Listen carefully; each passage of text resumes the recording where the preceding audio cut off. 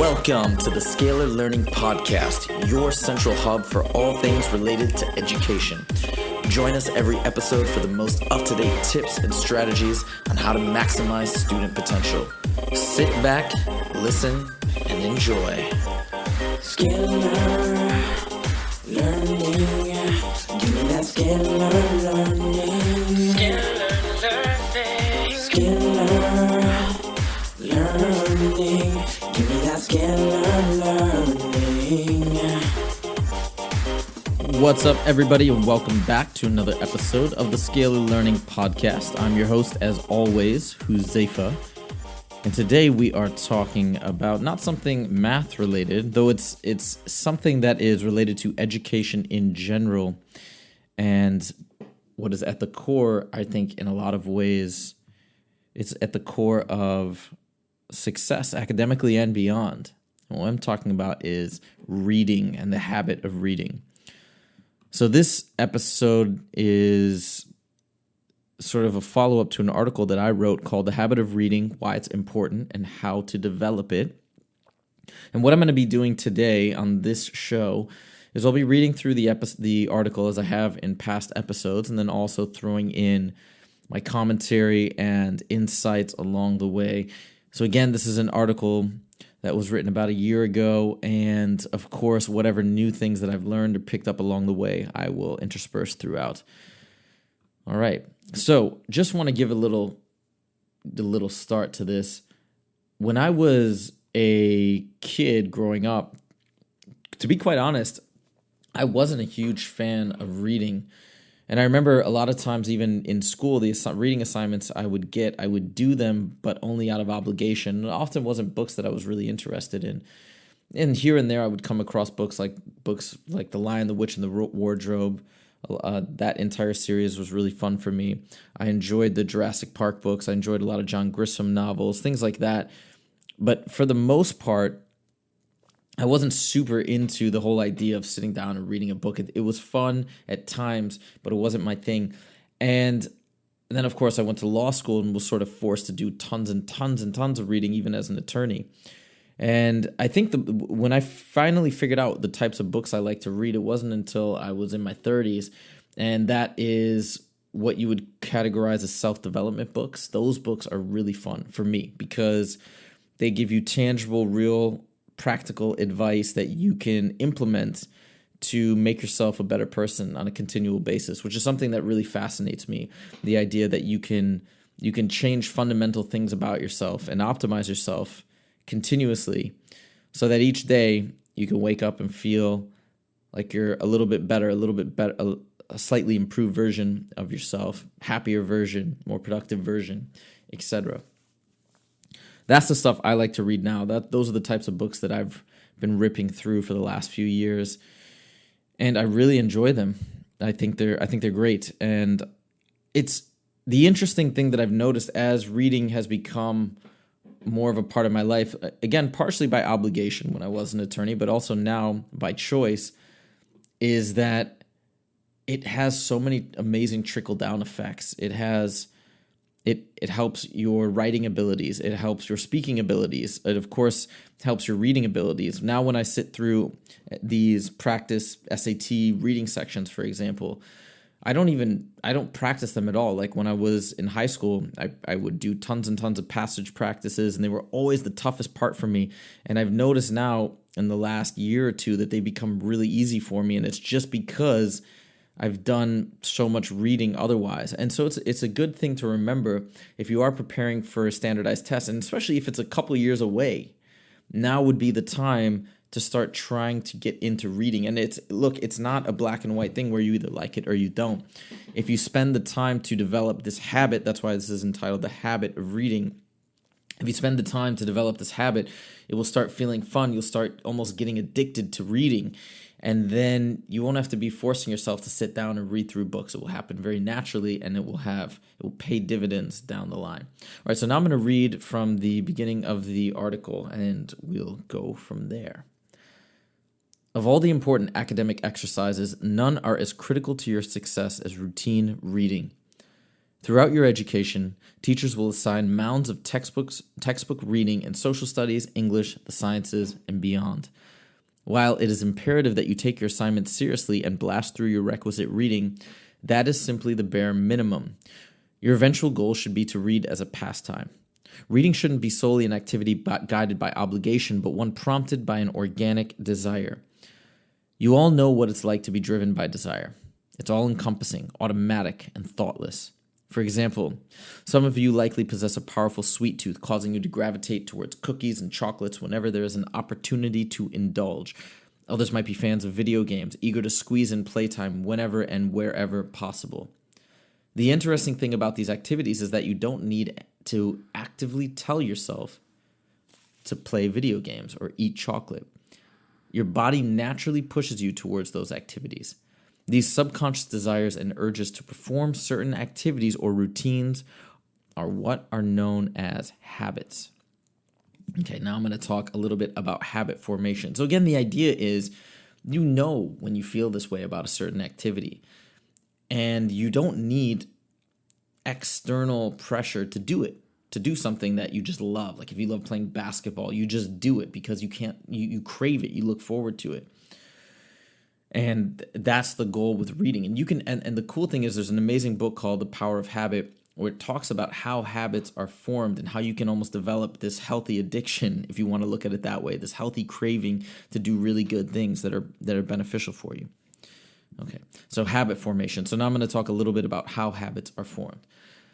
Habits can come in two broad categories: good habits and bad habits. A few examples of good habits are regular exercise routines, diligent homework completion, and well-oiled cleaning rituals. Bad habits are things like biting your nails, eating junk food on a regular basis, and playing a few hours of video games per day. Habits, both good and bad, are formed the exact same way, via a feedback loop. It works like this. When you try an activity, it will either cause you pleasure or pain. Your brain then links that activity with a particular feedback. Once the activity and pleasurable feedback are linked, your brain has formed a habit. But you don't start engaging in that activity nonstop as soon as the relationship is formed. What then prompts the activity is what is called a cue. A cue is any sensory input that reminds your brain of the embedded activity. For example, a cue for junk food might be the smell of a candy bar or the sighting of a candy wrapper. Once you receive that cue, your brain will create a response based on the associated feeling. If pleasure was associated with this activity, your brain will generate a craving or desire to partake. That craving is the feeling you get when you really want to eat a chocolate bar. In sum, the basic cycle is cue, action, and reward. You hear people talking about passing by a bakery, right? And they pass by it and they smell the bread and they get this craving, this urge to go inside and, I really want to get some bread, or I really want to get a muffin. It's the same thing that I'm talking about here. I've seen people and myself you can develop these really interesting routines with or cravings for cleaning, for example. And this is something that I actually set out to develop and was able to create this habit just because I wanted to really have everything really nice, neat, organized, and clean where I live.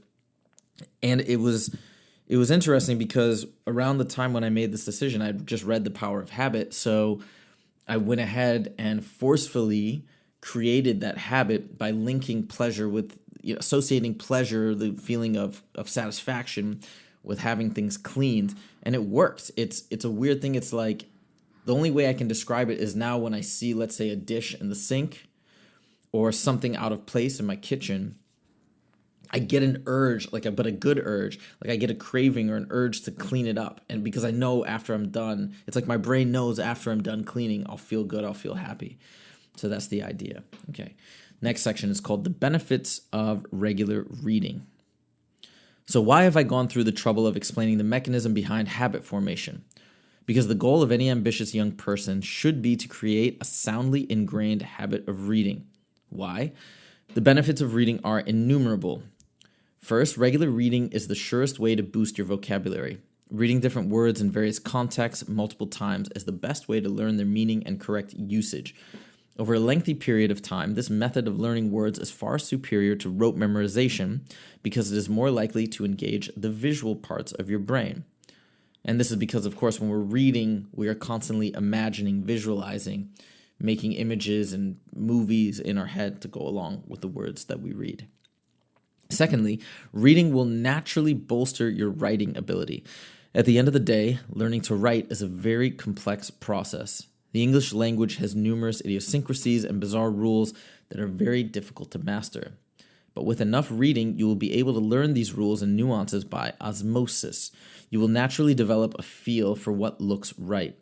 You will subconsciously know that a comma is out of place or that a period needs to be deployed to break up a lengthy sentence.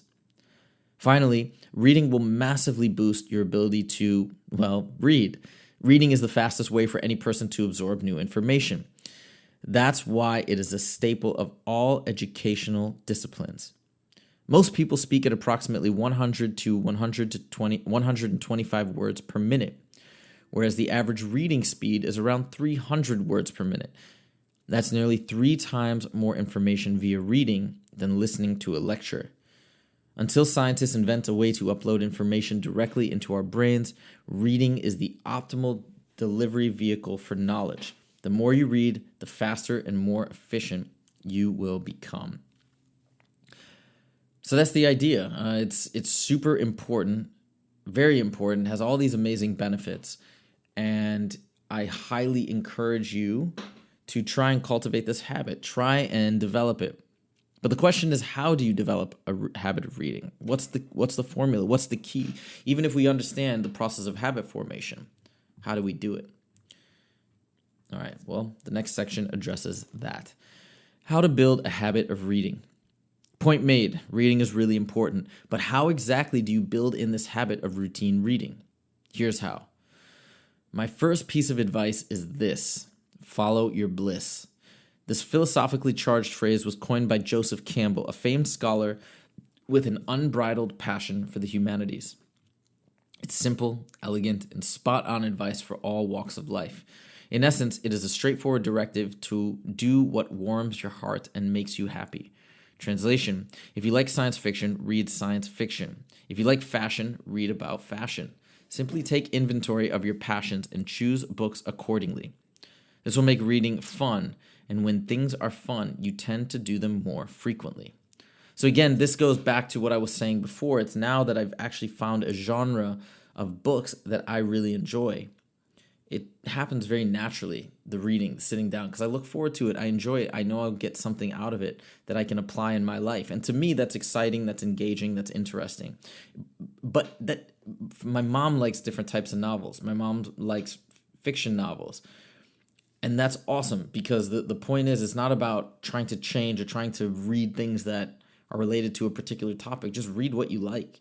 And that's the beautiful thing about reading, is that if you just read stuff that is fun to read versus trying to do something you don't like, just reading in general is going to be good for you. It's going to be good for your mind, for your brain, and for your vocabulary, your speaking ability, so on and so forth. So that's the cool thing. Just choose what you like and go for it.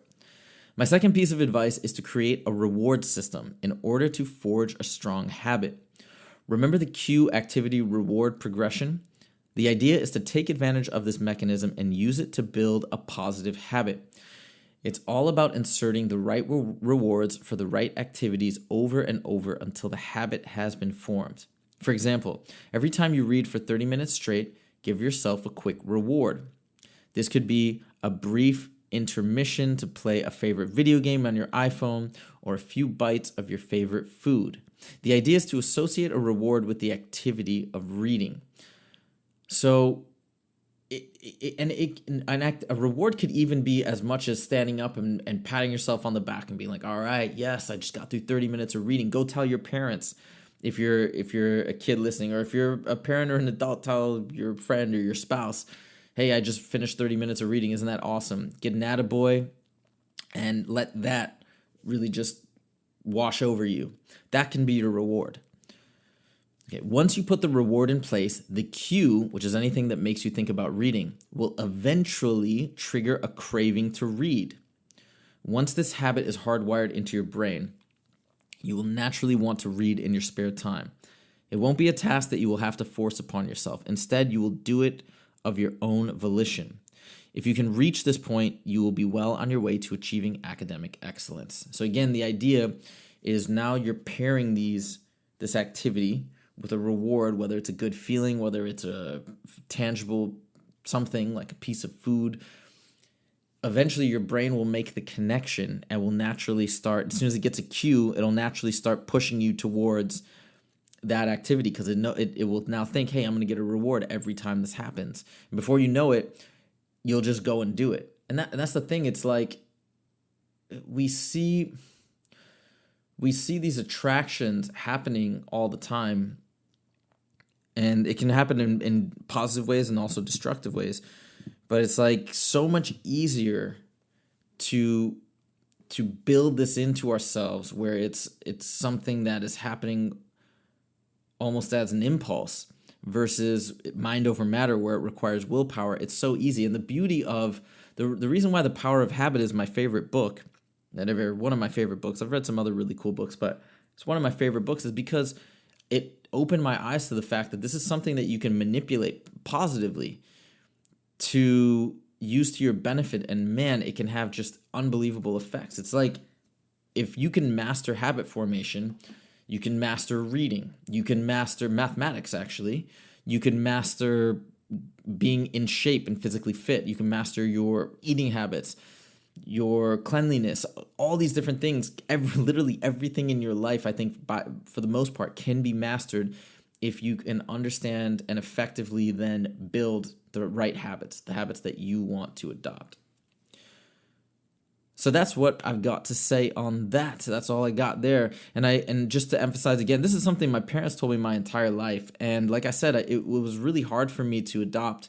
And I think that was because once upon a time, it was something that I just was told I had to do. And I just needed to do it. And it's just not fun to do things that way. But once you can make it part of something that you just love and that you're passionate about, man, it just changes up everything. So please, if you're a parent, think about this and think about trying to encourage your kids in a really positive way, in a fun way. And again, I would say don't be upset if they don't adopt it. It's because that very well may happen too. They may resist, and that's fine. It's their course, it's their path. Hopefully, eventually, one day, they will reconsider it and try it out when they realize all the value that they can get from building in this habit. So if you want to check out the show notes for today's episode, go to www.scalarlearning.com. And as always, if you have questions or comments, email me at huzaifa@scalarlearning.com. Would love to hear from you. And if you have any suggestions for new topics, pass that along to me as well. If you haven't yet, please subscribe to the podcast for new episodes on the regular about education, math, reading, everything under the sun related to learning. And that's all for today. Hope to see you guys next time. Take it easy. Scalar learning. Give me that scalar learning. Scalar learning. Give me that scalar learning.